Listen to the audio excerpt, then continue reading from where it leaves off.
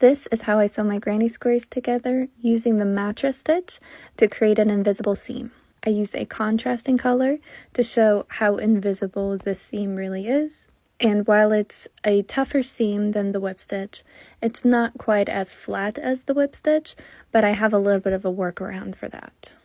With the right side of the granny square facing me, I'm going to feed the needle from the back to the front in between the loops of the first corner chain.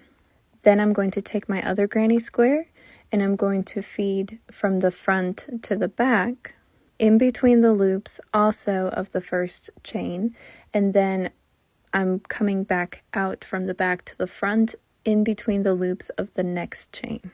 Then I'm working back into the first granny square. I'm inserting my needle into the stitch that I came out of originally, and I'm weaving it in between the loops of the next chain to start my zigzag pattern. Then I'm going to go back to my second granny square, and I'm going to work into the stitch I came out of last, weave it in between the loops of the next stitch, and pull the needle through. And we're just going to keep zigzagging this way. So I'm going back into where I came out of, then I'm weaving it in between the loops of the next stitch, and it's just going to keep going back and forth like that.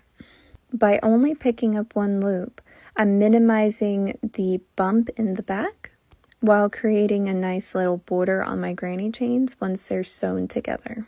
And I do try to pull it tight as I go, not super tight, but pretty snug so that at the end it's an even seam all the way across. Now that I've reached the end of this side, I am going to flip it over just to show you, and then here I'm just going to pull it tight one more time, and the contrasting yarn is hidden really well. If you were to use a matching yarn, you couldn't even see it. Now in the next part, I'll show you how to do the corner piece where we're intersecting all the granny squares, and it'll be linked in the comments. I also made a granny square playlist if you want to check out my other videos on the granny square.